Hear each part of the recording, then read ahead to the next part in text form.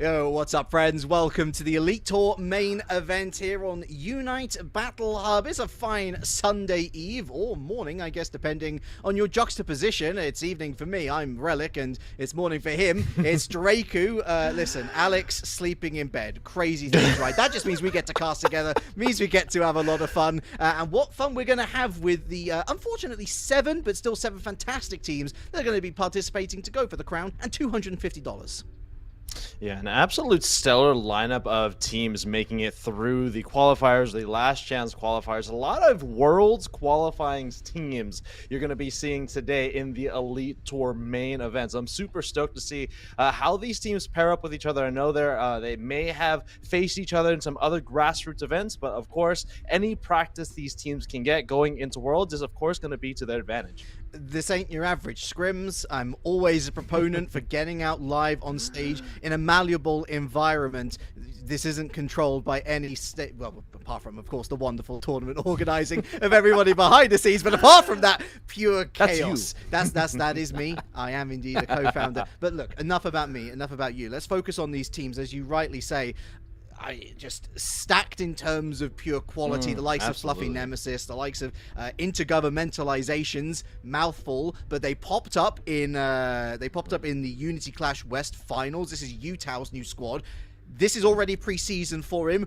Already looks to part with a lot of very recognizable names, I'd imagine. Unfortunately, not going to see rework respawns. Their poor form, I guess you could call it, continues. Internet struggles, meaning that they are out of the tournament. And so what that means is that we now enter a Swiss stage, Draku. 3 rounds of it. Each stage will have 3 rounds. Unfortunately, because of the rather lopsided numbers now, we're going to have a bye for one of the teams on each of these rounds, but it will ultimately feed through to a single Elim playoff, best of 3s, into a straight-up shootout, best of 5 grand final. I love Elite Tour main event. It is a real gauntlet and a real show of consistency. Yeah, absolutely. And again, these teams have made it through the gauntlet of going through the qualifiers and or the last chance qualifiers. If you missed the last chance qualifiers yesterday, at least didn't see the bracket going on, there were so many high quality teams in that last chance qualifiers. Of course, we unfortunately did not have that broadcast, but if you want to see all the teams and of course all the players that are participating today, exclamation point bracket to see all of the teams. Again, some of these teams might have different names, intergovernmental, that word. Yeah, it's a mouthful definitely for me here in the morning, but a lot of these players on these teams are definitely some names you have seen before. Don't be afraid to shorten it to Inter. I know a lot of our friends have just Intergovernmentalizations. Intergovernmentalizations. There you go. Rolls right off the tongue. And listen, let's roll right on into our preamble for our first series on stream. Speaking of Worlds, 2 Worlds participants here. We've got Fluffy Nemesis, simply known as Fluffy, the org that seems to be taking over everything right now.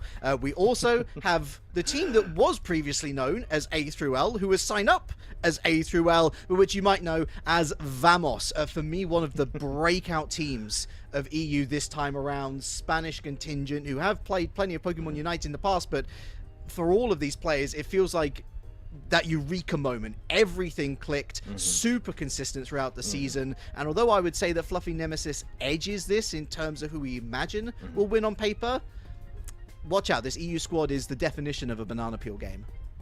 Yeah, absolutely. This I believe this EU squad just recently got invited to Worlds because Taliboba was not able to make it to Worlds this year. Yeah. And so now they've really been grinding out all of these grassroots events and have been doing a stellar job as well. Nemesis, of course, has been around for all of UCS. They have been one of the #1 teams in North America. So, of course, they are going to be a team to watch today and a potential favorite to win the whole thing.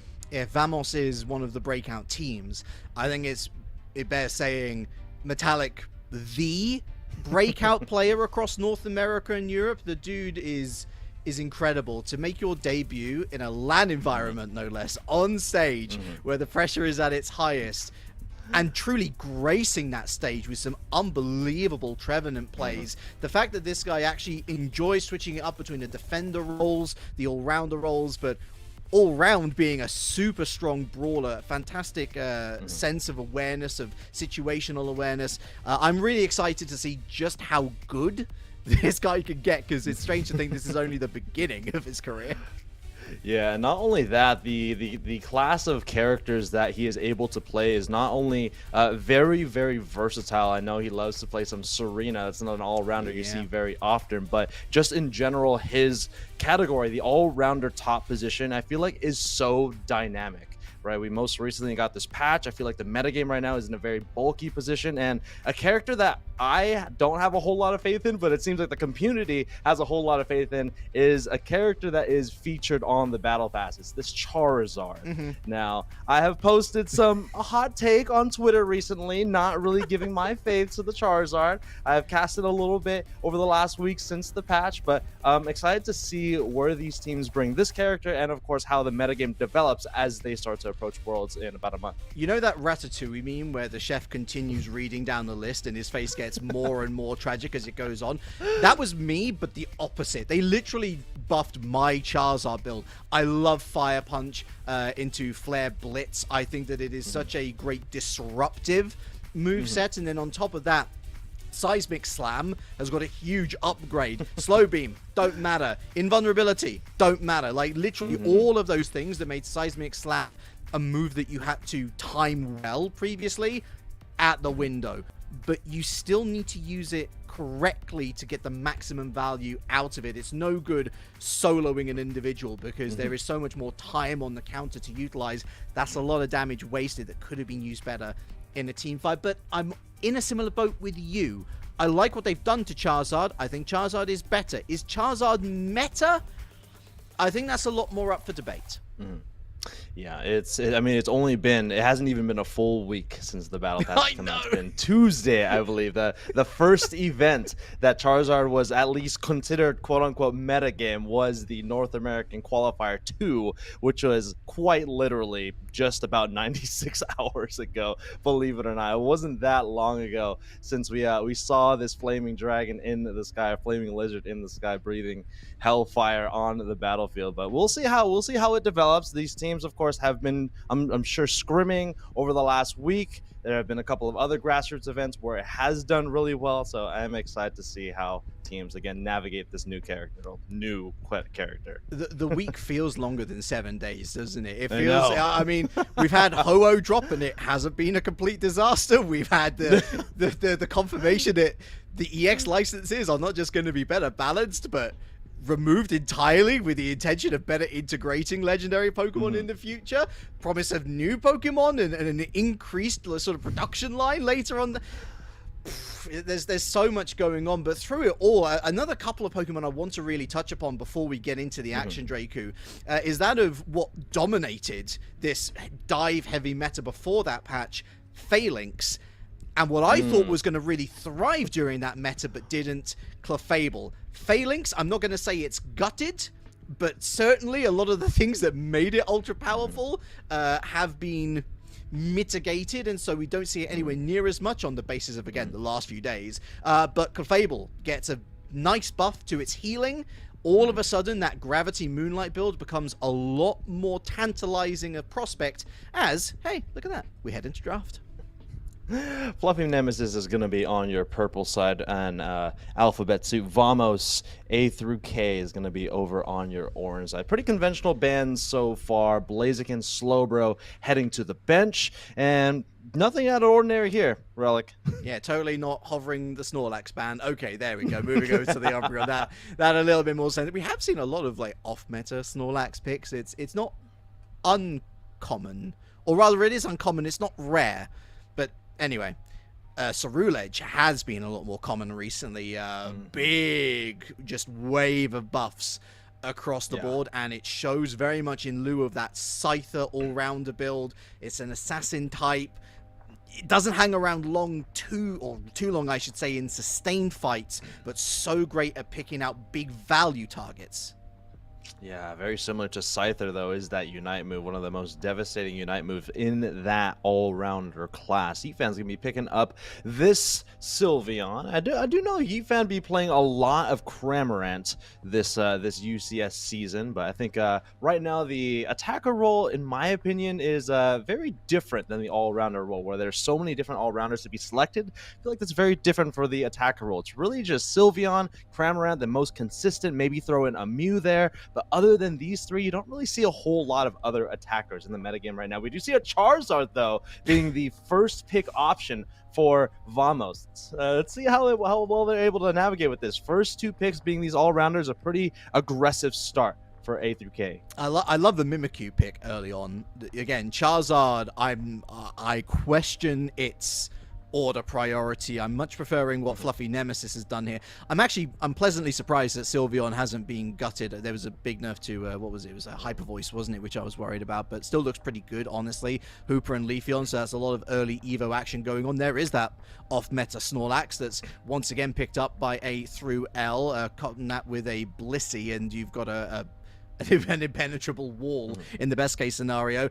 In comes Metallic with the Gyarados, rounded out with the Crustle, so a rainbow comp for Fluffy Nemesis, and I'd say a very recognizable Fluffy Nemesis composition as well. They do love these early Evos. Hyperscaler, of course, with the Gyarados, albeit depends on that stress meter, doesn't it? Yeah. I feel like one of the things that Charizard really struggles, I call this the Tyranitar syndrome, right? Tyranitar is one of those characters that really needs a lot of experience to get going. I feel like Charizard falls under that same category, right? Really wants to get to that level 7. Of course, you want to get to that level 9. That Unite move, Seismic Slams, is its most impactful ability of its entire kit. And what are a couple of characters that do really well in the early game? Well, if you throw a bunch of evolutions that tend to wander in the earlier parts of the game that make this Charizard's life difficult to get to that level 9, well, this is kind of the strategy to play against a character that has Tyranitar syndrome. Other characters that kind of fall under this, of course, Tyranitar, Charizard, Gyarados is also like this as well, with that effort gauge instead of evolutions, right? And so what we're likely to see here in the early game, very aggressive start from Nemesis to prevent this Charizard from getting online. Yeah, that early game is going to be really difficult for Letters, because common sense would tell you that Charizard's going to be heading central area because it's the only hyperscaler of the entire bunch.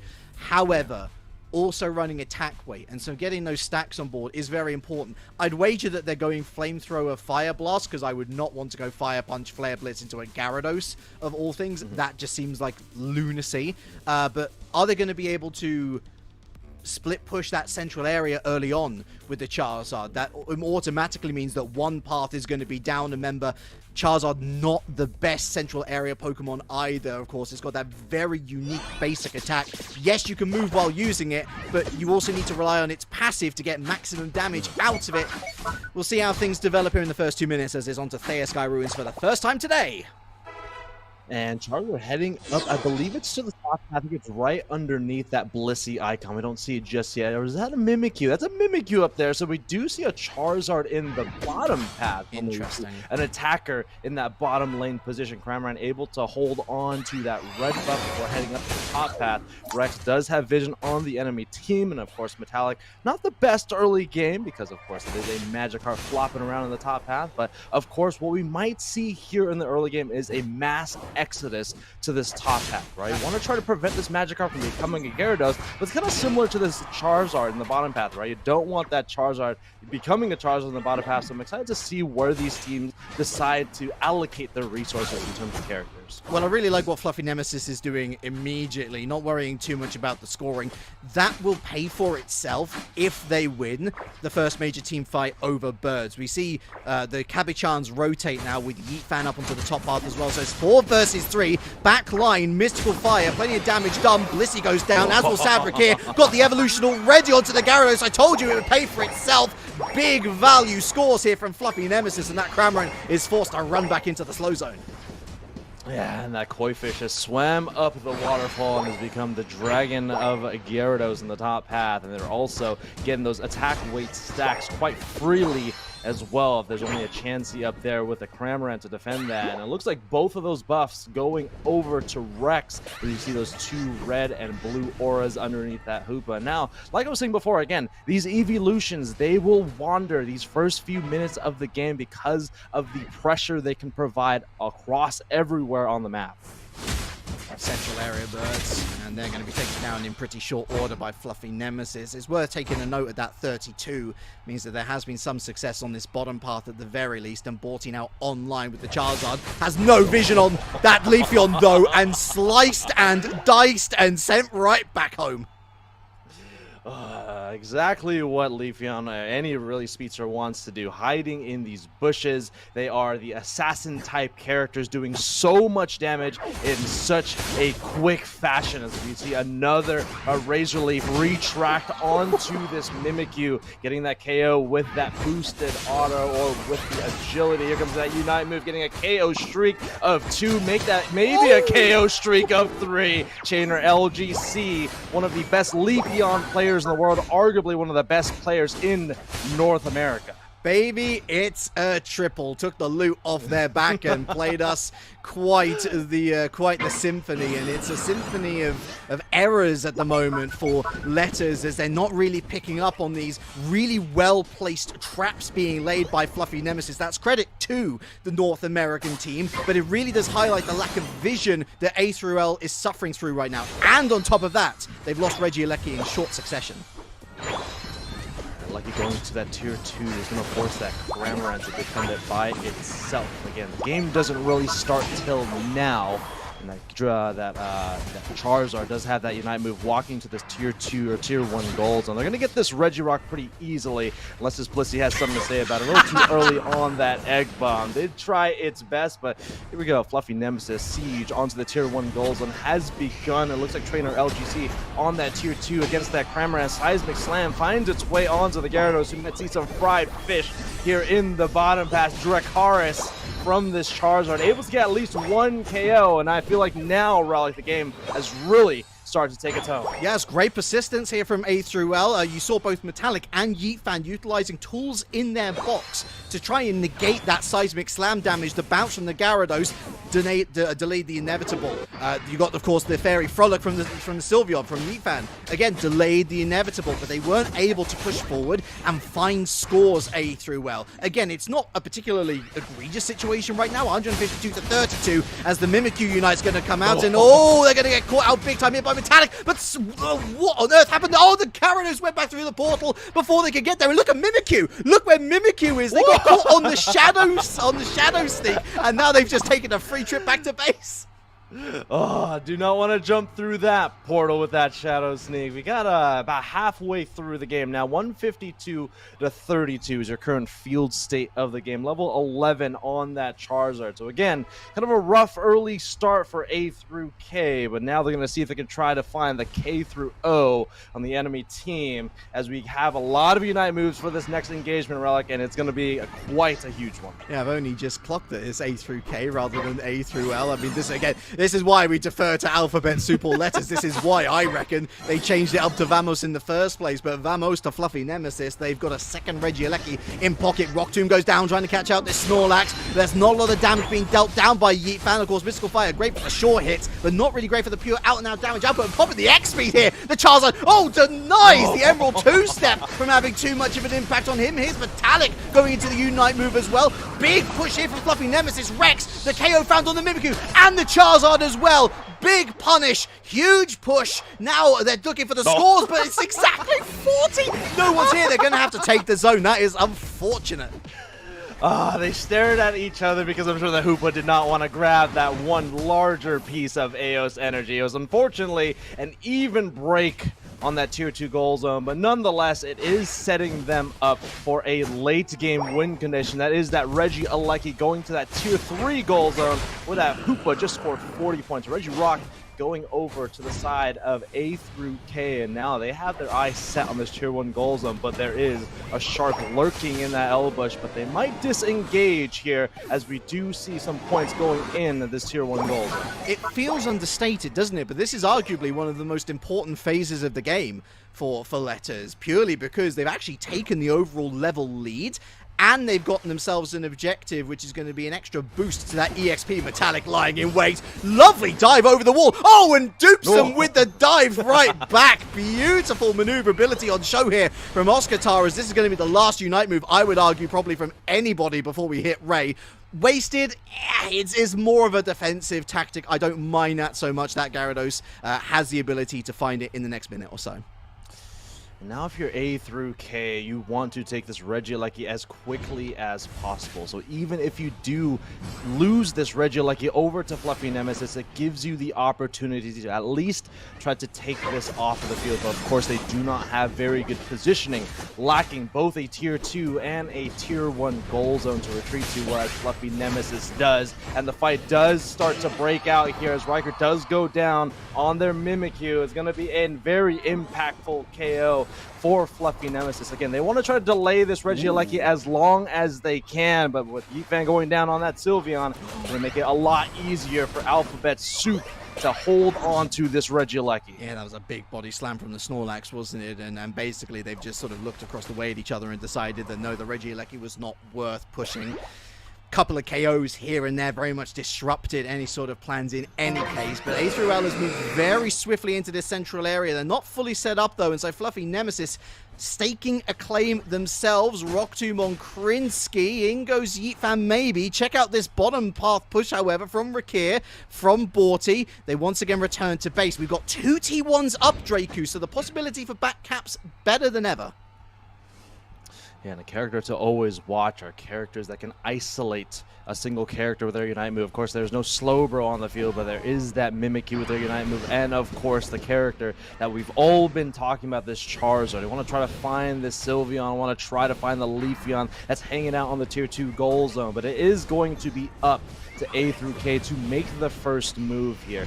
Going through the Hoopa Hyperspace Portal and not able to make it through. They grab the Crustle. Don't know if that's the best character to grab it, but going into that Unite move is the Cramorant. Not able to get a whole lot of value for it. It looks like a K opener here for this fight. Going over through A through K as the Crustle does go down. Hoopa also going down as well. Charizard way in the backside is going to be going down as well, and it looks like we might go for a refight as we do see the Gyarados going into that Unite move with that Dragon Current, able to get 1 KO, and it looks like Fluffy Nemesis is going to be coming out on top. Oh, but wait for it. Trainer, my goodness, has to pop the eject button to get out of there. Yeetfan uses their mystical fire dash to get away as well. Fluffy Nemesis with the points lead, a minute 30 wasted from that fight alone. A through L have to push the issue. Remember, Hyperspace Highway available, so the defensive options are there for Fluffy Nemesis, and I think that A through L, they started that fight beautifully. Borty waiting for the Hoopa Hyperspace Highway to open up to potentially rescue the Crustle. They actually lift them off the pad. Another 44 points go down. Another Hundo Burger goes down. Fluffy Nemesis have played the clock to perfection. A through L. What the hell? Unfortunately, I feel like using that Charizard Unite move on the Crustle, who immediately goes into that Rubble Rouser Unite move. It's one of the biggest shields you can build in the game. Not only do defenders get a shield upon using or expending their Unite move, but Crustle also just builds a naturally large shield as well as one of the properties of that Unite move.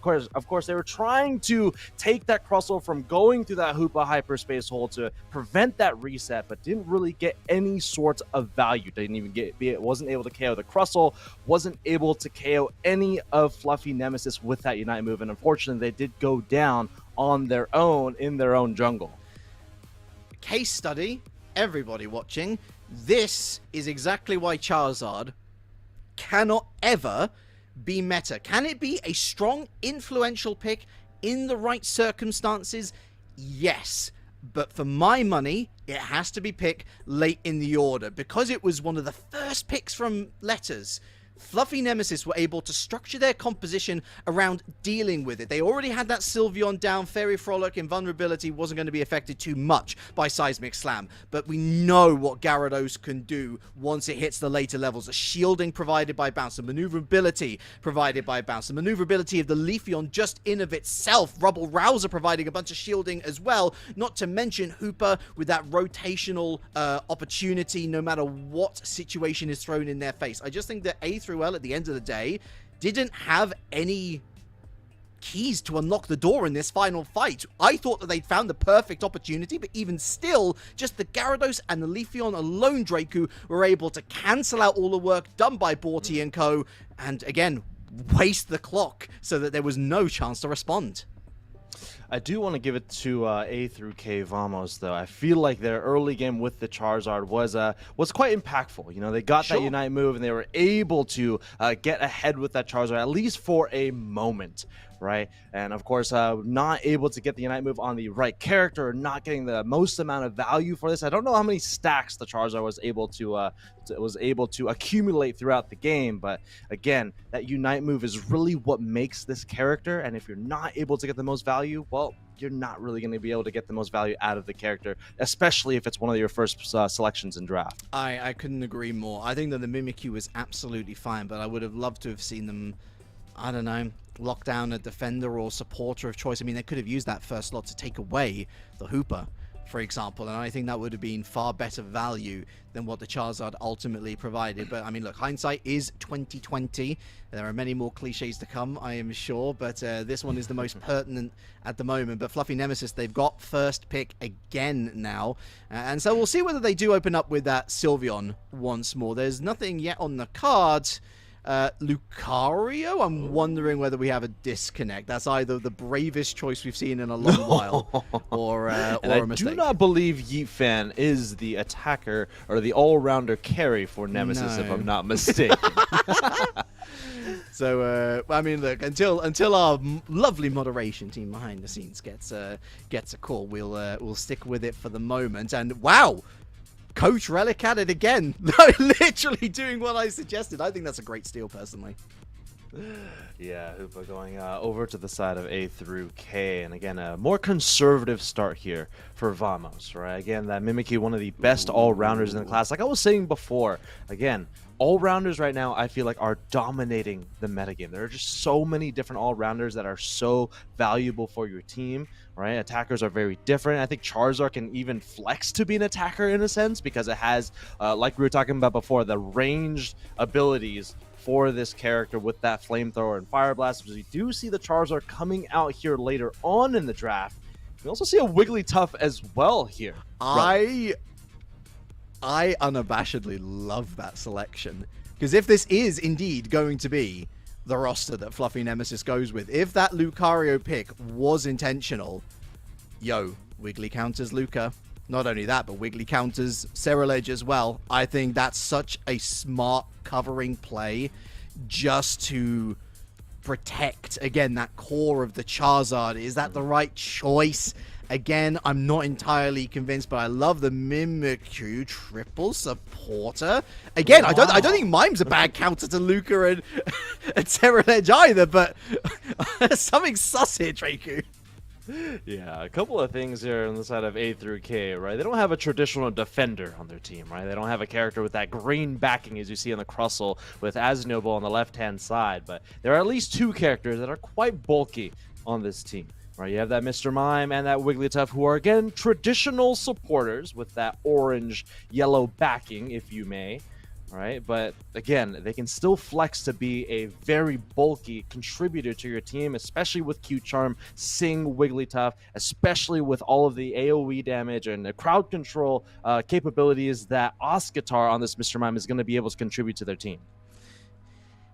Yeah, so I'm not seeing any pings. I'm not seeing any messages of distress. So we're going to presume that, as the kids say, letters are cooking. Whether they have cooked up a beautiful stew that's going to be enjoyed by all of us, I'm not entirely sure. But look, sometimes I think teams and players are a little scared of trailblazing when it comes to draft. I think that sometimes, and especially EU and NA, historically speaking in Unite, they have gone with comfort. They have gone with a couple of choices here and there, maybe a couple of backup picks, but they've never looked to push the boat. This composition, Draku, pushes the boat. Will it float or sink, though? That's what we're going to find out over the next 10 minutes. Metallic Lucario first pick option. Did see an eject button on that Lucario. Leads me to believe it's going to be a power-up punch Lucario. As we see Ayame heading into the central area, and it looks like the Lava Plume, or at least one of the autos from trainer LGC, was able to steal that red buff away from a would-be invader. But Trainer LGC on this Charkador, it has some pretty good last hitting options, like I was saying before. Lava Plume, plus that auto attack that comes after it, enhanced damage for any auto attacks that come right after the Lava Plume. Adjective here in the central area to help out their jungler. It looks like the K opener going over to Fluffy Nemesis, but again, resources in the form of characters having to go into the central area, but it doesn't even matter as the Sylveon was able to get to that level 4 in front of this Jigglypuff in the bottom path. Now, I hear you might be saying, Yami, brother, why? But it has delayed that Crustle from coming online. Admittedly, that's not the priority for Nemesis. It was that Ceruledge, but here is quite literally the support. It's full damage Mr. Mime, and they've allowed that Charmeleon and Mimikyu to get a stack off, not to mention themselves, Oscar-Tara. Of course, the more stacks they can get, the better, and that was a really quick respawn for Yami as well, so a beautifully executed Kabachan's rotate. Lovely first minute and a half from the EU team. Yeah, fairly conservative start as well, but as soon as I say that, Yifan heading into the central area, making this Charizard feel the fire just a little bit with that mystical fire. Does have now access to that Draining Kiss, the secondary ability that's able to keep Sylveon alive, whereas Charizard does not have any natural healing in its kit. Doesn't have that flame charge building up that shield, as it is going for the more conservative ranged attacker all-rounder set with that flamethrower. Still a level 3 Chansey, by the way, for Fluffy Nemesis, mind you. I'm still seeing a Jigglypuff on the board as well. I need to correct myself, by the way. Oscar-Tara not running stacking items, but of course the more scores in, the better. Makes those goal zones easier to break, of course, and beautiful combo play by Rakir and Oscar-Tara. I think, honestly, Mime and Mimikyu, one of those underrated combos. Just the stuns makes those Shadow Sneak finds even easier, and we know that the damage output that this particular Pokemon can put down is impressive on bottom path. I'm impressed that we didn't see a score there, but once again, Fluffy Nemesis, stout defense. Yeah, 70 points though by A through K, and only 4 points on the side of Fluffy Nemesis leads me to believe that a couple of these characters definitely do not have those attack weight stacks that they oh so love, especially this Ceruledge and that Lucario in the top patch. Trainer LGC almost getting that Unite move ready to go, that Revenant Rend, again that Unite move, one of the most impactful Unite moves in its class. As we do see the Charizard heading back into the jungle, and it looks like 2 Unite moves on the side of A through K, whereas the 1 Unite move from Fluffy Nemesis ready here in the Crustle is going to be the first one to get cooked right next to this wall here. Oh, huge Revenant Rend finds 3 characters going full distance, and an immediate response by this Seismic Slam, able to get 2 characters down, and Fluffy Nemesis having their eyes set on this Regice, melting it quickly off of the field. Do they have enough time here for a steal? They do!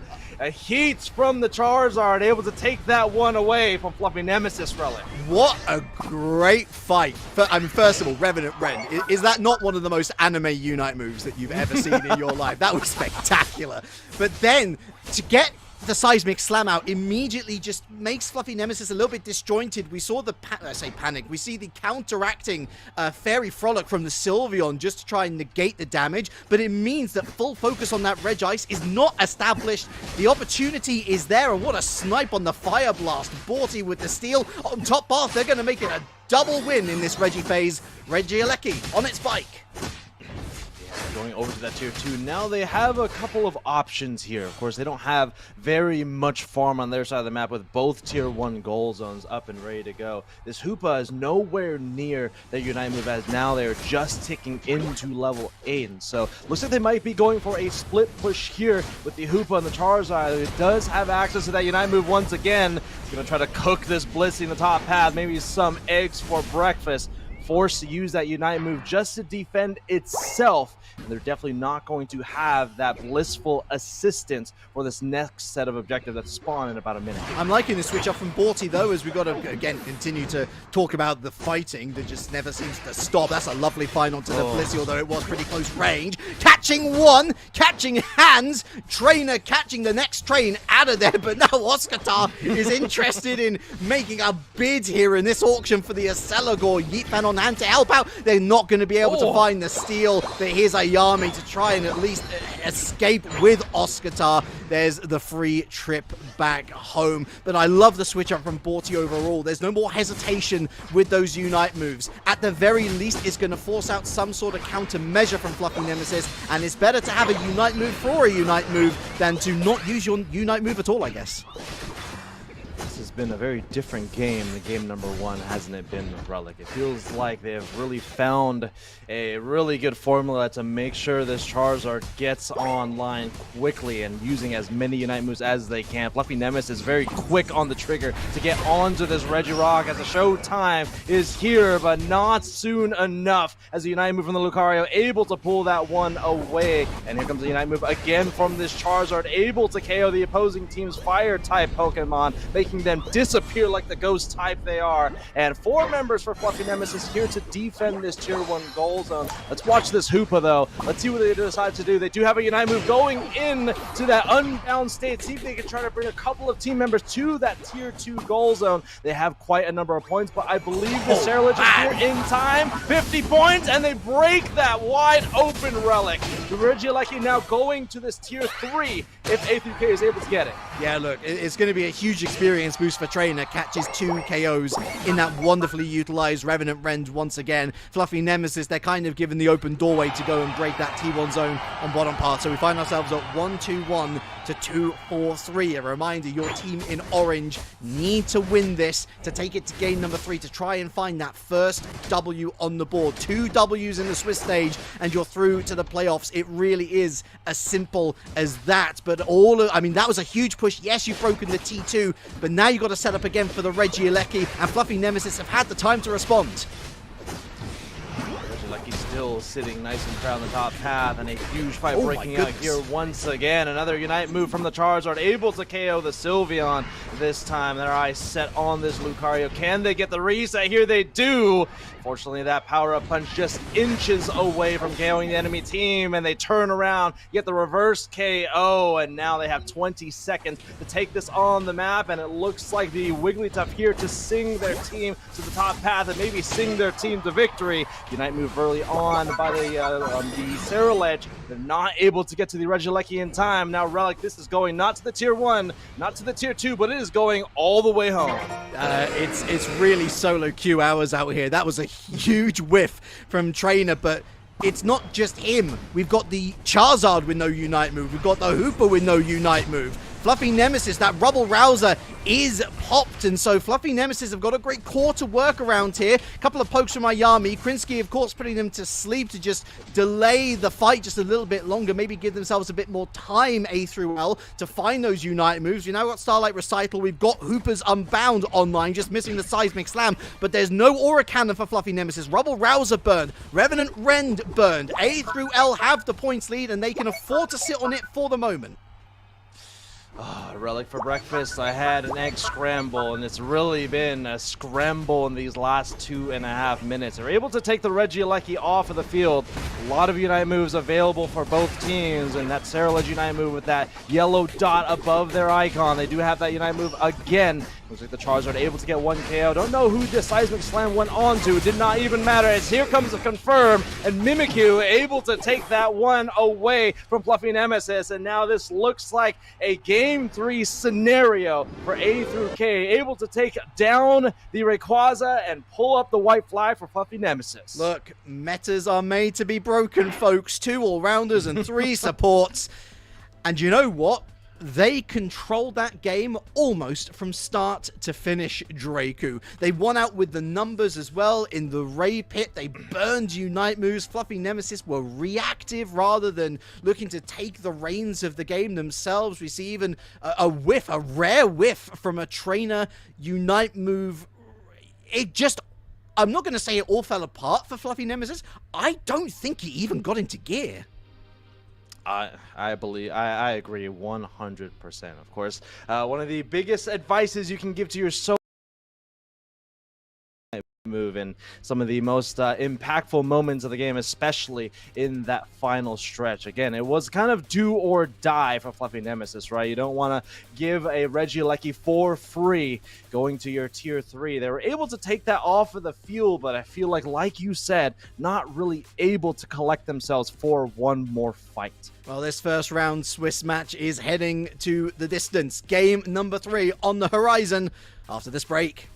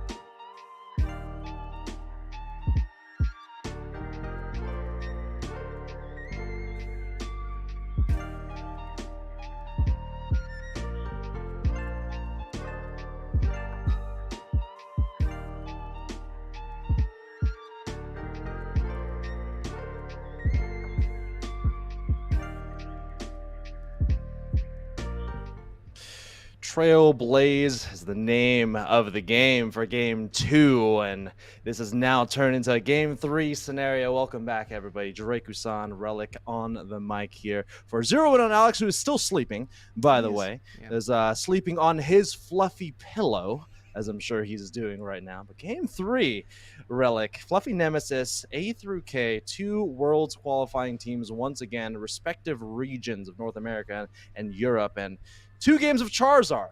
One of them doing really well. The other one, well, a little lukewarm, I would say. And what are your thoughts so far on the big flying flaming dragon? Playstyle. It's a relatively quick recharging Unite move. And so I think that Borty leaning into that element of the kit worked wonders. As I said in commentary, I think that it's better to just rip the Unite move and force your opponents to react to it, whether it's by utilizing a Unite move of their own or popping an eject button that is less things that they can use in the foreseeable future. Okay, it's gonna not mean anything in 2 to 3 minutes, but that's not the point, because you continue recycling that Unite move. That's more and more times where, okay, Fluffy Nemesis are on the back foot, or they're forced to adapt, they're forced to change it up. And I'm interested to see how draft is going to run this time around, because as much as it was great seeing 2 all-rounders and 3 supports win a competitive international Unite match, at the same time, I'm not entirely sure that they'll be able to get away with it. Again, it was a great comp to counter what Fluffy Nemesis had, but third time, Fluffy Nemesis are going with that first pick in the order. So once again, opening up the door for the EU team to find some sort of answer. Very similar bans as a double defender ban for Fluffy Nemesis. I believe this has been the same bans for all 3 games now. And it looks like Leafeon heading back to the banned list as well. Blaziken not seeing any play. So it's really that last ban that's swapped from Cereledge and now to Leafeon on the side of A through K. And Mimikyu is going to be the first pick option for Fluffy Nemesis. Love it. Okay. Absolutely. It's a steal, but will let us lock. Whoa! I thought they were gonna go Hooper again and lock in that Borty Charizard. But Trainer, no, they a quick switch. Wait, whoa! They're giving over Cereledge. Interesting. Of course, they got to pick their support and or defender in this selection, in my opinion. I saw that Trevenant come out for just a second. It's a character that we haven't seen yet so far, and especially with 2 defenders and those 2 defenders being banned out, I'm surprised we're not seeing even more Trevenant, as Crustle heading back to the field and Wigglytuff making another appearance here, Relic. Mr. Crime, hello. Are we going to have that triple support once again? I mean, honestly, it makes this particular pick even more interesting. Oh my goodness, they are going to lock in the mime immediately. I honestly, I prefer that though, Draku, because now they've got full flexibility on their final choice. Wait and see what Fluffy Nemesis rounds out the roster with, and then decide whether to go much more aggressive with maybe like a hyperscaling attacker, or whether they want to go a little bit more conservative with more of a brawler all-rounder, mimic that sort of style that they went for in game number 2. I think this could be a Cramorant. It would be a really good option for this last pick here. I think, Cramorant is definitely, even though it did get a nerf to the damage of its Unite move, still the top 2, definitely top 3. Oh my god, yes! Oh my god, yes! No yes! Way. What is this composition? The Ghost Sword's back, baby! Yes! I'm so pleased. This Pokemon, Draku, got ignored, got dropped. Everyone was saying it was washed after Worlds in Season 1. It's one of the best engagement tools in the game. It's going to be so good for the knockups, for the stuns. It enables a Fire Blast flame-throwing Charizard to the extreme. Put a pin in it. This does require a much more secure first game than perhaps the wiggle room that Letters had in game number 2. They need to get those hyperscalers online, and they need to get them into those final evolutions ASAP. But navigate their way through the first 2.5 minutes successfully, and Fluffy Nemesis will have a tough time of it once again. I can promise you that. Wow, what a team composition for Letters, isn't it? I mean, there are 2 hyperscalers in Aegislash and Charizard. Not the best early game Pokemon, but that is definitely supplemented quite literally by the other supporters on the roster in this composition of 5, right? Mr. Mime, Wigglytuff, very good early game Pokemon. You can expect, once again, this Hoopa to head on over to the left side of the map for that invade against the Charcadet or the Cereledge. What a team! Look, if anybody is in any doubt about Aegislash and its place in the meta, or its potential within the meta, I want to point you back a week or so ago, in fact it was exactly a week ago, to the Unity Clash West Finals, where we saw Anteku's Aura going on to Aegislash a couple of times. In one game, Draku, Aura found an 8 KO streak with the Aegislash. When it gets rolling, it steams the competition. Ayame heading into the central area, popping that X speed quite early, just taking a look at that red buff before retreating back over to the top path. This time we're going to see the Sarah Ledge in the top path. Like I said before, has a pretty decent early game, has really good last hitting with both that boosted auto enhanced by the Lava Plume. Lava Plume again has really good last hitting, but any auto attacks that come after that Lava Plume is enhanced in damage. Raki are able to get one stack for themselves if they are going to be that attack Mr. Mime once again, and I believe they are. We do not see that light bulb above its head, so it's most likely going to be flexing to that attacker position as we saw in game number 2. Well, just a little addendum to that, they've actually rotated round the role, so it was Oscar on the Mime in game 1, now Rakir on the Mime. Game number 2, Oscar, of course, going onto the Aegis Slashes. We have a Cabochance rotate from Fluffy Nemesis, a little bit delayed from Letters, and it shows because that Mr. Mime goes down.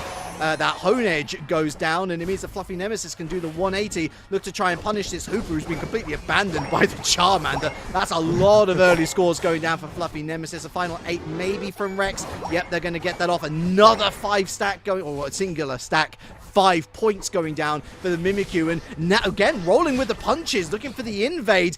Not going to steal away the Accelagor. Well-timed confusion here from the Mime.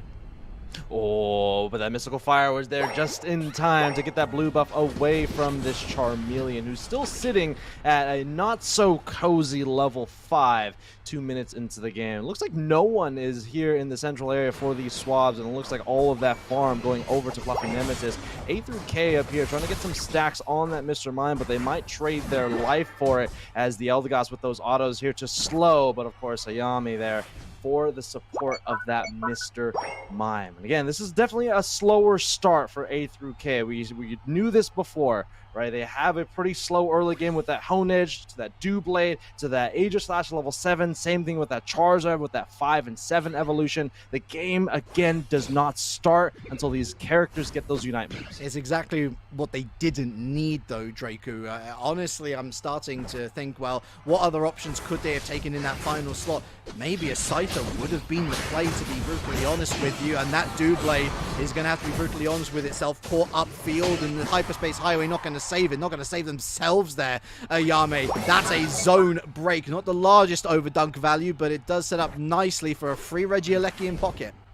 Regieleki now going to go to that tier 2 goal zone. They're most likely going to leave maybe the Sarah Ledge to the top path to apply continuous pressure on this tier 2 and maybe set up for a late game Regieleki to the tier 3 as we all know and love. There is still that Southern Roulette Reggie that we don't see so far, but it looks like Fluffy Nemesis has their eyes set again on this tier 2 goal zone. They have quite lofty pockets here. Unfortunately, the Mimikyu is not going to be able to play for very much longer in this top path as they're able, or they were KO'd. Now Hoopa's going to send the entire team to this bottom path for this fight in the southern part of the map. Yeah, Fluffy Nemesis didn't fully commit to the top path. They did leave Asnabal down there on bottom.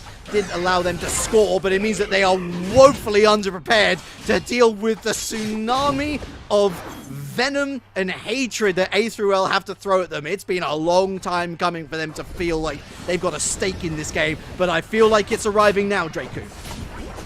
Yeah, looks like they're trying to walk onto this tier 1 goal zone, but Fluffy Nemesis is here for the defend, and now the Mimikyu able to play with me on that Mr. Mime. Once again, gets the reset off of the Hoopa, but they got to be really careful as they are here on their lonesome. And now A through K. No Unite moves in tow, and I think both teams now going to disengage with a lot of yellow dots on either side. Krinsky demonstrating the best way to negate any damage from Revenant Rend is just to sing. Or perform a Starlight Recital, of course. All of the shield eaten up, but there was not even a scratch on the health bar. Fluffy Nemesis with, what's it, roughly a 50-point lead or so on Letters. That is very assailable for the team in orange. Still haven't lost a goal zone, Fluffy Nemesis, but I'd actually see that more as an opportunity for A through L. If they decide correctly the way to go about whether they want to score, what objectives to push, they can find a big points lead heading into Ray. 2 minutes and 30 seconds until that point, of course. 116 to 6-1 is your field stay going to halfway point of game number 3. Again, 2 wins in the Swiss stage will find yourselves to the playoffs of the Elite Tour.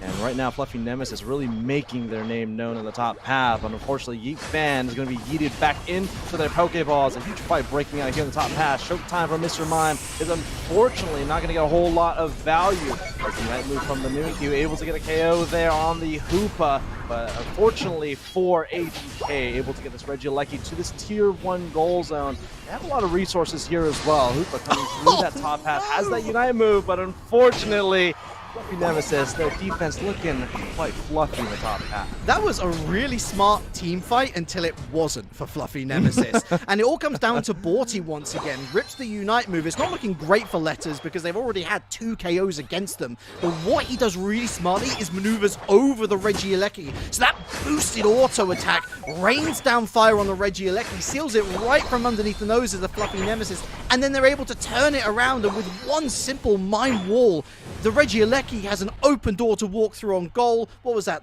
11 points overdunk, I think it was. 40 on a 29 pad. So, again, not great value, but here's great value. Here's a fantastic follow-up. The last chance before Ray that Unite move will be used, and it's plenty of scores on the doors. Just a Serral Edge for defense, but it does mean that they have left that Registeel in the hands of Fluffy Nemesis, who will now look to assail this T1 goal zone. Yeah, and that power-up from the Registeel is going to come quite handy for this fight to ensue. They could push onto this tier 1 goal zone, but it looks like they are defusing back over to their side of the map, maybe trying to look for a team fight in the central area. And 1 minute left before the final stretch. About it's a 90-point differential. Actually not 90, but 110-point differential between the 2 teams here.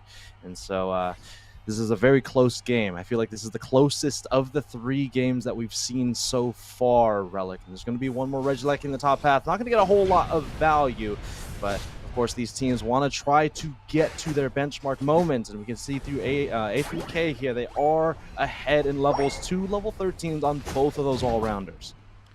An eject bot button popped, and there will be enough time for them to be able to use that once again in Ray, unless Fluffy Nemesis want to go for the ultra-aggressive rip. I don't really think they have the tools to be able to do that. They will rotate onto top path, looking for vision. Letters prioritizing those yellow dots on the map, looking for the wild Pokemon, getting more EXP in the pocket just to try and find those extra 1-ups. But that Regieleki will ultimately be left alone. A speculative Fire Blast forces Yeet Fan away. A speculative Rock Tomb wards the Charizard and Wiggly away. And here's Ray. And all of our speculations, Relic, are going to be answered the next 2 minutes of the game to see who is able to get their first W in the Elite Tour July edition. I apologize, we're not in May anymore, but may the force be with these 2 teams as the Rayquaza fight just starting to ensue. Shadow Sneak finds its way onto the Hoopa, immediately goes over to the Wigglytuff to prevent any sort of damage from that Mimikyu. And both teams now positioning on either side of the Rayquaza pit, getting a whole lot of positional value by a huge here by Fluffy Nemesis is not going to bring them the lead, but it's going to bring it rather close, isn't it, Relic?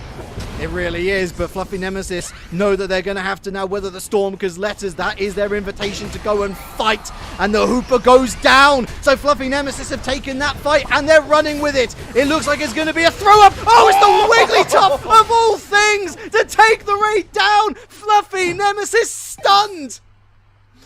Oh, the song of victory and the parish of songs for Fluffy Nemesis as all 5 team members are heading back to their Pokeballs as they watch these scores come in. I don't even know where these Sakir came from, but a support of all things. Of course, we know of all the Blissey Sakirs with the egg bombs. We don't see many times a Wigglytuff Sakir to win out here in game number 3 of the Elite Tour. Wow. Well, much like the people with common sense telling the trolls to just seriously shut up and enjoy something for once in your lives, Letters sure are enjoying this. It was a coin flip at the end. A slow start. They built up momentum, but Fluffy Nemesis still had that edge ever so slightly.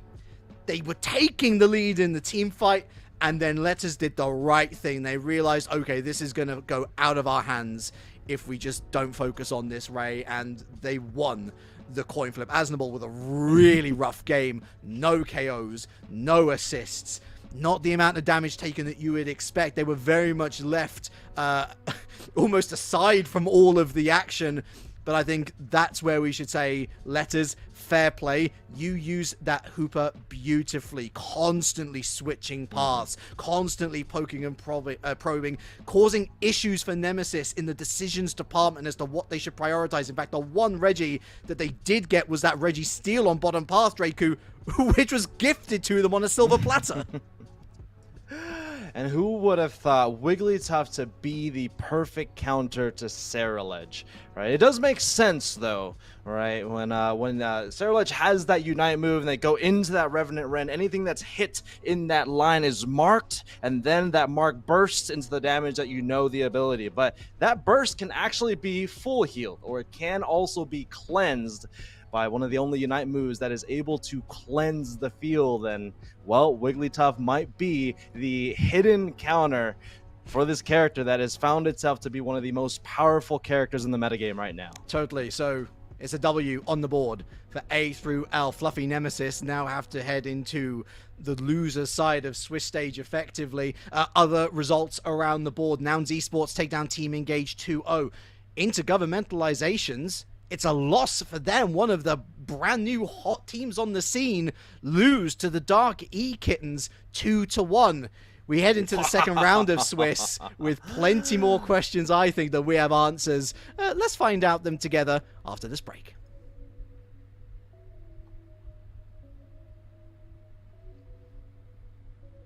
Or maybe we can keep on talking. Who we knows? Are so back. We're so back. Yo, welcome back. But yeah, no, that's a really exciting set of results. Honestly, just I mean, I saw your eyes going like, whoa, at the Dark E Kittens result. Muck's back, baby. And of course, this is not the original roster of the E-Kittens. I believe they have a semi-pro player named Can't Stop 'Em, who's currently kind of jumping around different teams right now. They're also in the Indigo League, the league that I'm running over on the LG server as well, and making quite a name for themselves as well. But A through K, again, an invitation, kind of a formality, because another team has dropped out of the World's running due to some travel issues, but they have beat an actual Worlds qualifying team and really making a name for themselves and proving why they deserve that invitation, don't they? Absolutely. And just to clean up the admin, worth mentioning A3 and Snow, of course. They got an automatic W by virtue of Rework Respawn's sadly not participating today. Team Engage, fresh off that 2-0 loss to Nouns, they're going to be the lucky recipients going into the round number 2 of Swiss. That's where we will find ourselves after this.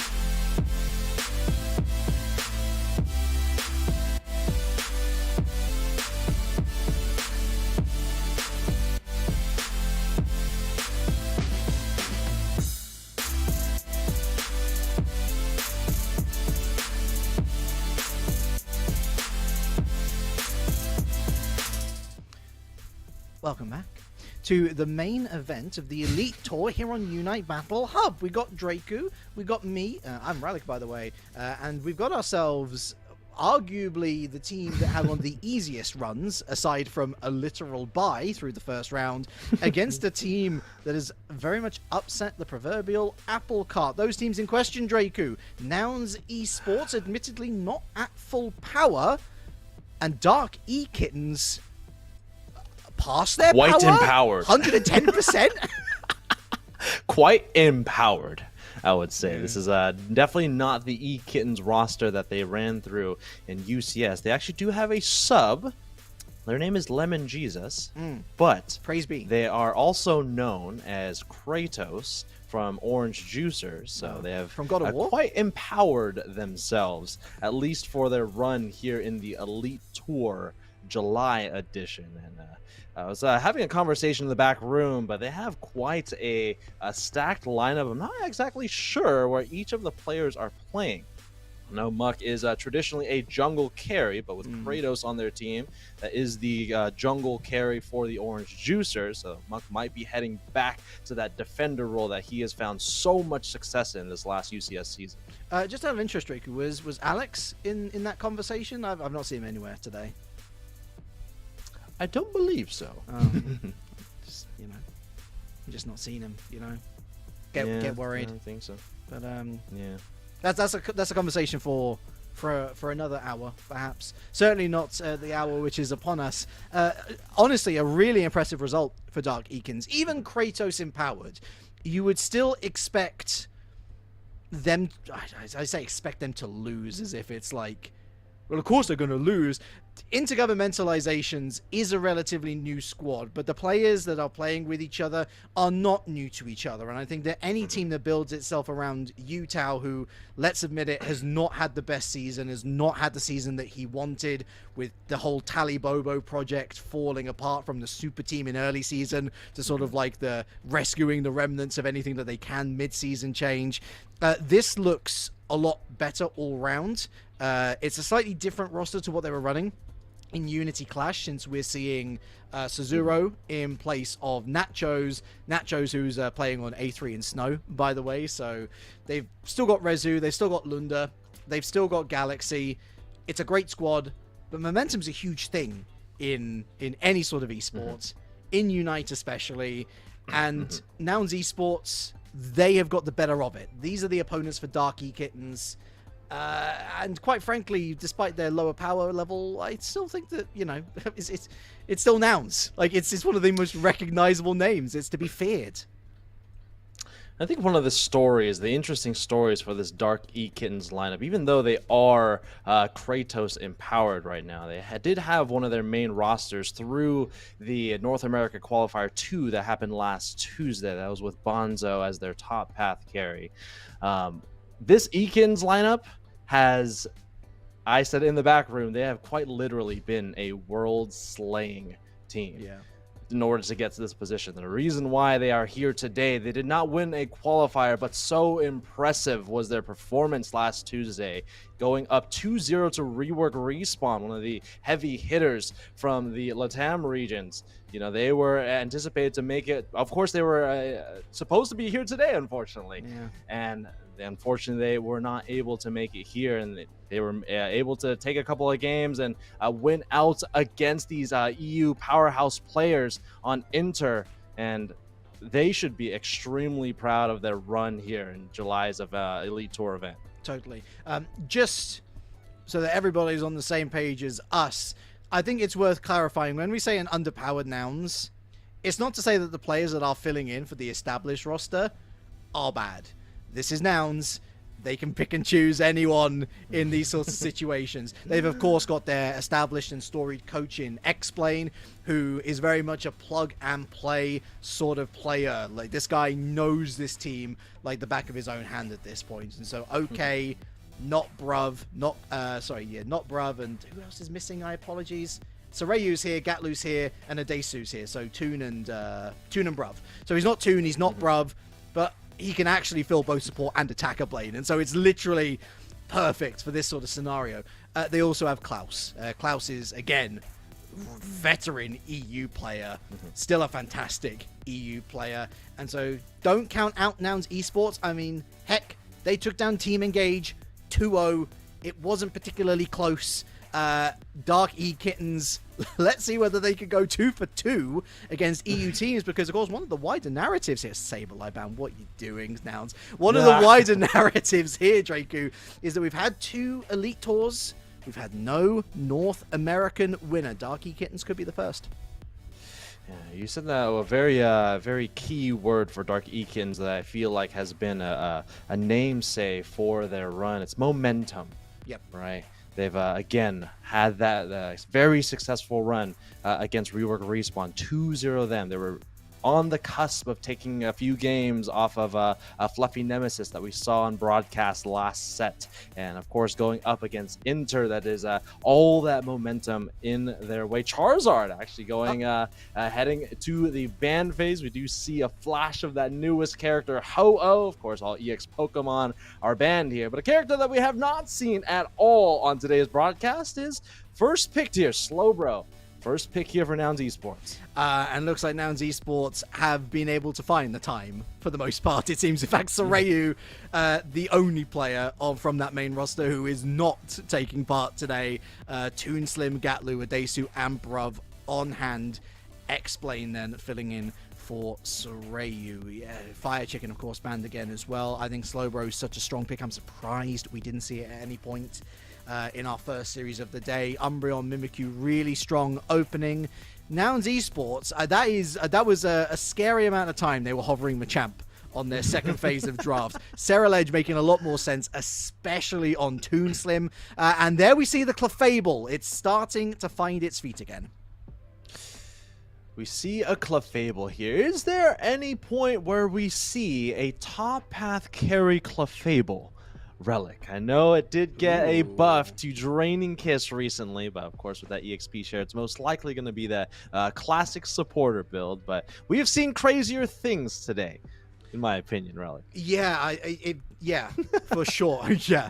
Sobi with the Delphox then. So they've got, of course, a buffed Fire Spin, as if that thing needed any more buffing. And now we'll get a bit more clarity on the point that you were making here, whether it's going to be top path Clefable, carry Clefable, because presumably that Ceruledge would be looking at either top path or central area, depending on what these final 2 picks are. X-Plane going to go double support here to go on top of Bruv Slowbro. That mime's surely going to go bottom path. And I think we got our answer there. Gatlu Sylveon, that is surely a central path Sylveon. So the Clefable likely to partner Ceruledge, but bear with us, folks. We might have to take a breather. Muck throwing it back to Season 1 with the Greninja pick. It did get a... Well, Greninja did not get a buff, but there was a couple of items that got buffs in the most recent patch. It was that muscle band. We did see a flash of that rapid fire scarf, but it looks like Muck did take off that rapid fire scarf in lieu of a charging charm. These 2 held items, muscle band and charging charm, they did get a shadow buff. If you did not see the patch notes, they work really well on hitting multiple targets. And looking at this Nouns Esports team, it feels like a lot of these characters will very much likely stand next to each other. Death ball, if you may, very easily. So we'll see how well this Greninja is able to function. Again, it's going to be very difficult for using those surfs around this Clefable, especially if it does decide to go a gravity Clefable. But I do know that Muck has been playing around with a lot of water shuriken Greninja. So we'll see how well he is able to navigate this character. I believe on this roster, it looks like it's going to be the top path carry of Dark Eakins. Sure. And I think it also fills a niche Unite move. Very good objective secure. Before that point, there wasn't too much of that besides the chip damage from the Fanciful Fireworks of Delphox. So, and maybe the beam from a Hooper Unite if you want to get jiggy with it, but yeah, it's still a very wild choice. I can't even say that it's a choice that will necessarily throw Nouns Esports off though, because all of those players have had so much time playing against a Greninja. Admittedly, it was 2 years ago. For Dark Eakins, this month in the Elite Tour for them has quite literally been the proverbial David and Goliath story. Able to come out on top against Rework Respawn, falling to the Goliaths of Fluffy Nemesis, and seeing once again another Worlds qualifying team here. Again, empowered by a little bit by Kratos, who again is another Worlds qualifying player from North America. But let's see how well they're able to dance with a big powerhouse over on the other side of the pond. Sylveon on the top path with that red buff, and it looks like Kratos here is going to see an invader. Unfortunately, this Clefable is going to be seeing the moonlight as they are KO'd and sent back over to the left side of the map. The Adesu support arc in Season 3 of UCS has been so fascinating to watch. Honestly, probably one of the deepest move pools of any UCS player. Oh no. Oh my goodness, that Froakie living a charmed life. But support is on the way. Here's can't stop him on that Umbreon. Evolution for Adesu, Moonlight going down, and in combination with the already well-sustained Sylveon, that's a nasty combination! Also, Rule Edge going to work though. That's a KO. It's like a Fable on the Umbreon. That's a bit of a KO steal if you ask me. More stacks going down. Froakie falls as well. Backline presence, backline pokes from Gatlu. Chad going north, but now a little bit too deep in the murky waters. Sylveon gonna find a KO from the Mimikyu, trying to deny this 2-stack. Never in a million years, Draco. Now into Esport in a very aggressive early game of sending 4 team members to the top path, quite literally taking the long way around without a Hoopa on their side of the field. Ceruledge already level 7 before taking that blue buff and heading into the central area. It looks like Can South up here by themselves. Muk should be able to get this Altaria by themselves. Definitely going to love that with their mission to get to level 7, getting access to Greninja and their primary damaging ability. Kratos on the bottom path here, shredding up this slow bro, not fast enough unfortunately, as Gatlu is going to be put in a mean look here, and once again another KO going over to Kratos. KO Shriek of 2 for the Mimikyu. Another lovely combo play. 10 down, and the Scorch Shield not going to protect the Scorch Shield. Just the general shielding not going to be able to stop him, or rather Brub from denying the score. And again, lovely Surf. Here's 10, and they decided to just go for the flat break. I misread, my apologies, the number on the bottom there, but it's an important break for Dark Kittens, who can now rotate up to top path and try and make it 2 for 2.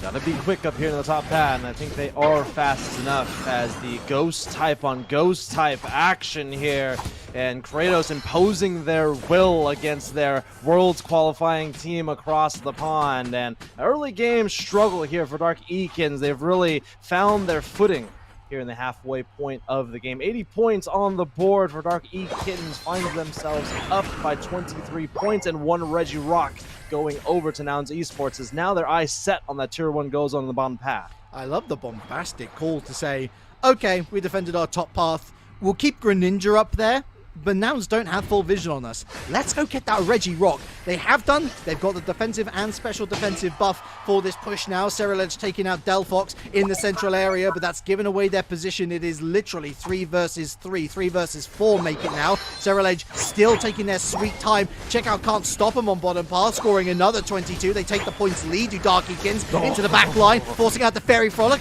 Mr. Mime still very low, looking for the chip. That's going to be a Water Shuriken Blast when it's going to be Mimikyu, who takes down the Reggie Alecki. Nouns Esports don't really know how to respond at the moment. Oh boy, another objective going over to the side of Dark Kittens. My apologies, everyone in the audience. It is quite early for me here in California. That was the Regirock going to Dark Kittens, by the way. That should be expiring in the next few seconds. As we head into the halfway point of the game here, Dark Kittens, once again, has really found their footing, all orchestrated by their central area fill for the day. That is Kratos on that Mimikyu, level 11, highest experience leader on the field so far. And Muk, again, with that Water Shuriken, again, applying a lot of pressure in that middle range, again, supported by everyone on their team, especially by Sobi in that bottom path. An empowered Fire Spin, recently getting buffed with the amount of cooldown that you get on the ability. It's a very difficult maneuver, move, ability to get around, especially if you're a Cereledge. A huge fight breaking out here in the top left elbow as a Fanciful Fireworks, a perfectly positioned Fanciful Fireworks, by the way. It's 3 characters down for Nouns Esports, make that a 4th, as maybe are they looking for a 5th, and a clean sweep by Dark E Kittens in the top path. And now halfway point of the game, level 12 on Kratos, unfortunately going down there, but they're definitely finding a really strong footing here halfway through the game. Slightly delayed ace, but I think we will count it. Dark E Kittens really in the ascendancy, starting to stride ahead with these important levels. 12 for the Greninja, 11 for the Delphox, 12 for the Mimikyu. They're allowed to split push again should they want. They got vision on the bottom path, can't stop him, joins them, and now Esport is in emergency EXP farm mode. They didn't even look to contest that bottom Reggie, and check out Dark E Kittens. A completely counter strategy. You'd think they'd go immediately onto top path for the Regieleki, but no, they're looking to try and catch out Nouns Esports, forcing out the Fanciful Fireworks. You got Come Play With Me from the Mimikyu as well. Revenant Ren catches 3, and the Mime's gonna find the Delphox. That's at least 1 down. Cereledge finds the Greninja. Really strong defense from Nouns Esports. They really needed something like this. Second KO for the Mr. Mime. Mimikyu, Kratos still around, but surfed, drowned in the tall grass. And now their eyes set on this tier 1 goal zone. Lots of points to score as well. 50 points from Toon Slim. But Toby here for the defense, using that fire spin to perfection, placing that in the center of them. Unfortunately, is going to have to watch as this goal zone gets collapsed, getting slow beamed off screen there, getting KO'd by the Cereledge. And their eyes set on this tier 2 as well. They might get a couple of more KOs as well, as can't stop them. Unfortunately, gets stopped before they're able to make it back to that tier 2. A couple of KOs going over to Dark Ekins, though. There's Kratos and Muck, the pairing that we haven't seen before, getting a couple of KOs, and now level 13s on both carries as the level 14 Cereledge goes down. Doesn't have any legs, Hooper, but they were legging it to that top path to dunk the 40. 173 to 259. I actually really love that counterplay from Nouns Esports. They didn't just think about the, deep breath, we defended that bottom zone really sweetly, but they decided to really push Dark E Kittens. They knew that the Regieleki was lost, and so they thought, okay, well, rather than them looking to that top path to score, why don't we force them onto the defensive? We now see Nouns Esports with a level 14 Cereledge, level 13 Sylveon, Mime not too far behind on the 12 as well. Dark E Kittens got that level 14, 2 level 14s to call their own, but the supports, the front line, that Umbreon and Hooper are lowest in the lobby, barring that Clefable, still level 10. Oh, never mind. Final stretch. Game number 1, Nouns Esports, Dark E Kittens, again on your orange side. Very small lead, definitely not a significant lead by Dark E Kittens. Again, Nouns Esports has that backdoor opportunity, but it's not going to be very easy, is it, Relic, with a lot of Dark E Kittens positioning around that tier 1 goal zone on the top path, and Nouns Esports wrapping around the bottom path of the Rayquaza pin. It looks like the Cereledge in a mean look. Going to use those iframes from the Phantom Force. Going to reset a couple of characters through that Hoopa hyperspace hole. They're going to re-engage once again. Slowbro, character that we haven't seen on broadcast today. Again, a very critical character in these large team fight engagements. Kratos back to their tier 2 goal zones.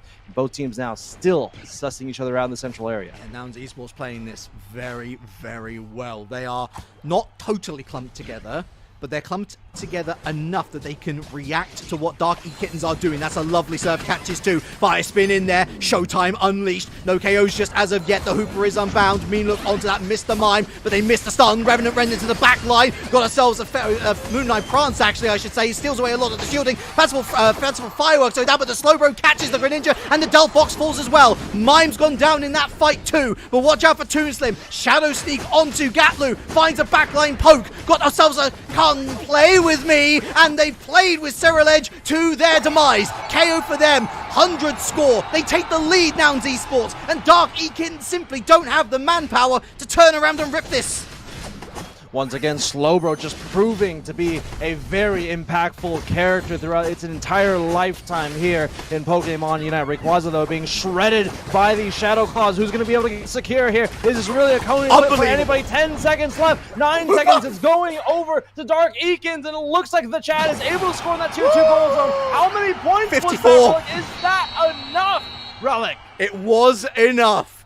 Oh my word. You know what? Shut up, Mr. Commentator. They did have enough time to rip, but it was a risky rip, folks. Let us emphasize that point. Shadow Claw Supreme. Dark Eakins with the steal in game 1. And mind you, every time you use an auto attack or a boosted auto after a Shadow Claw, it reduces the cooldown of that ability, so you can continually reset that Shadow Claw off on the Rayquaza. You can see quite literally using those claws to rip and shred the health of that Rayquaza. And of course, that's secure, not the best secure, but it was literally a Hail Mary play here for Dark Eakins, and that gamble came to fruition. The Chad, perfect on their communication, going over to that tier 2 goal zone to get that break, just enough points to put them ahead. It was honestly, Nouns, in terms of strategy, I think they made some sensational calls, right down to that Slowbro going top path, Bruv dunking a full Hundo Burger, taking the lead with merely seconds to go. Once we get into that Ray Pit, I'll show you exactly why Dark Eakins managed to find an even more clutch play.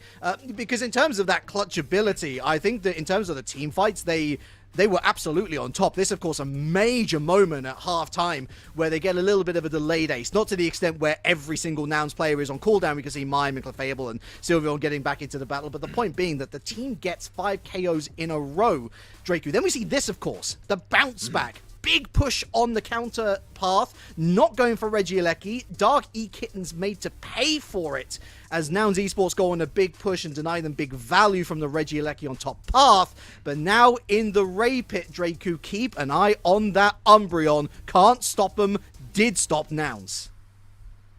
Yeah, look at this, the final seconds of the game. I didn't even see how many points went into that tier 2 goal zone. Did not even matter. And like I was saying, momentum has quite literally been the proverbial noun for E-Kittens. Quite literally, right? They have, again, knocked down several Worlds qualifying teams, World qualifying players, and they've once again found themselves up in a 1-0 victory against the best team in Europe right now. Yeah, I mean, look, this is. I wish I could give them more credit than saying this was a victory that they deserved. I think that's a very interesting term, deserved, because when you look at everything that Nouns did, again, from the strategy perspective, from how they played the Ray Pit, I think they were the better team.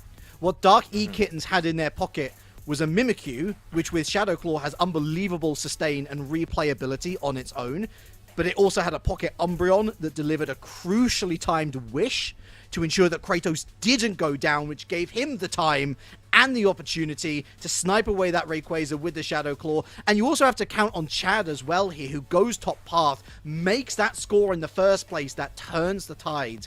Yet again, it's going to be a frustrating one for Nouns. Bans on the board yet again for our second game. Sableye, Charizard, Blaziken, and the Burb.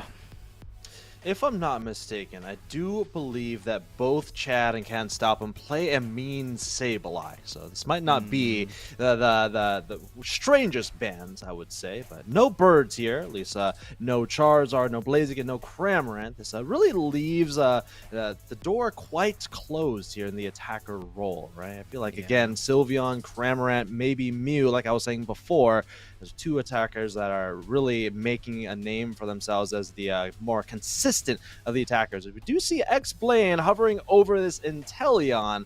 So you do see Toon Slim change right over to the Sterilege, who, in my opinion, has done very well for Nouns Esports in that game number 1. Oh, agree. Sterilege has done well in every game that we've seen it in, to be quite frank. I mean, even on games where it's not been a 100% perfect performance, its damage output is undeniable. Desu then switching from Clefable over to Eldegoss. I quite like that. I think that Clefable a lot more rooted, a lot more grounded, a lot less mobile than the Eldegoss. Dark E Kittens locking in straight away the Mimikyu and the Umbreon, backing that up with the Delphox and the Hooper. Very familiar feeling to this Dark E Kittens roster, which again puts the onus on Nouns to change things up. Change it to what though? Is Muck going to go for the Greninja again? Do they have to preempt that? Do they need to preempt that? Well, that's a big change from Sylveon to Urshifu, and the Sniper is in the trees, ready to take the shot. One of the things that Delphox really struggles with is characters that can outrange it. There's not many characters on the roster that can outrange a Snipe Shot Inteleon. I believe it's the longest range ability in the game, maybe right next to Solar Beam Venusaur. But Muck, once again, is going to lock in that Greninja in the top path. And there's a couple of characters that really stand out for me here. Of course, we saw the Greninja in the last game, but Gatlu on this Urshifu. We do see that last second switch there from that eject button to the full heal. Does lead me to believe this is going to be a water Urshifu. Most recently got some buffs. I believe cooldowns for surging strikes and the amount of damage for liquidation, even though it's not the primary damaging ability. But some might say that it's getting closer to where it used to be. I know a lot of us, especially me, who play a lot of attackers, were quite traumatized by water Urshifu in its prime. But we'll see if Nouns Esports can relive some of those glory days with this character. Well, if it wasn't for the fact that it just wasn't in a particularly good place up until arguably the most recent patch, Water Bear's a very nice substitute for Blaziken. It's got that ability to, roll and brawl through a front line to the back line where, again, if it's got its Unite move ready to go, or, hey, if it's got the correct amount of support that's following it through the middle of the line, then all of a sudden that Greninja and that Delphox look a little more vulnerable than what you see in game number 1. And I think that there's the flexibility to use that Water Bear as well, because you've got that Inteleon Snipe Shot. You've got that objective secure there, and then not to mention you've got on a Ceruledge and a Cotton Cloud Crash Eldegoss on top of all of that. So Dark E Kittens, they're going with the old adage, cliche number 2, if it's on your bingo card, everyone, of don't fix what ain't broken. But Nouns Esports have made changes. Let's see whether they work. All right, real question here is how oppressive can the Urshifu be, especially in the early game once they do hit that level 5. Chad is gonna see attempt to try to make that level 5 a little bit further away as they head into the central area, but of course Adesu here anticipating the invade. Kupfu, definitely not the best early game, but with supported by Gossifleur, makes that life a lot easier, doesn't it? It absolutely does. As Toon Slim now looking for an early KO, but oh, Muck says call the ambulance, but not for me. Pops the escape button, and away they go, and able to pick up a free Bunnelby as well, although to be fair, that's even better value because the Hooper got the Bunnelby. EXP share, thank you very much. Not even 10 points on the... Scratch that. Okay, Nouns. Okay, first minute comes and goes. Not many points scored on the board. Asterisk. All right, Bruce Lee, Kung Fu Water Urshifu heading up to the top path here. Let's see if they're able to cook as much as they've done in the past. They're actually going to retreat back over to the left side of the map to chase down this Mimikyu, one of the coolest Hollowares in the game, actually, as they head back over to the right side of the map, and both teams now going to disengage. I feel like when Water Urshifu was, again, at its prime, it did live on that top path for much longer than it used to, but as I do say that, this Water Urshifu going to re-engage once again, and Muck finding themselves all alone in the tall grass, and the Chad not able to get that Citrus Berry as it gets stolen by the liquidation and the Water Urshifu in the top path. And just as I say that, Water Urshifu level 7, now access to both of its primary damaging abilities. Yep, that 3 in particular, the Ceruledge, the Urshifu, and the Eldegoss, synergizes really nicely because you got the knockups from the sort of flowing fists style, again, making your way through the back line,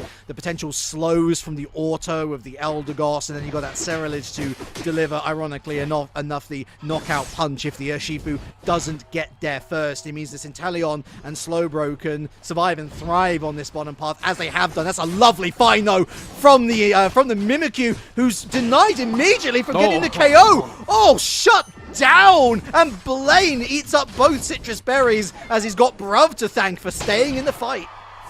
Yeah, a beautiful surf, by the way, by Brev. Able to KO Kratos, who's just now entering back on the field. And another KO going over to the side of Nouns Esports, as these two water types are really making an impact here in the bottom path. As we do see level 9 on that Inteleon, whereas Sobi on that Delphox has really struggled to find a footing here in the bottom path. Again, that Delphox does not really get going until it gets that primary damaging ability, or gets that crowd control ability with Fire Spin, whereas Inteleon really able to make an impact from level 1 of the game. A huge KO going over to Blaine as they are trying to make their way over to the right side of the map, but gets KO'd by the Play With Me. Not that Unite move, but tells them to go back to the Pokemon Center as they score on this tier 1 gold zone. Yeah, they needed that, but they're going to need a heck of a lot more. Eldegoss, chip damage a little bit too much for their liking.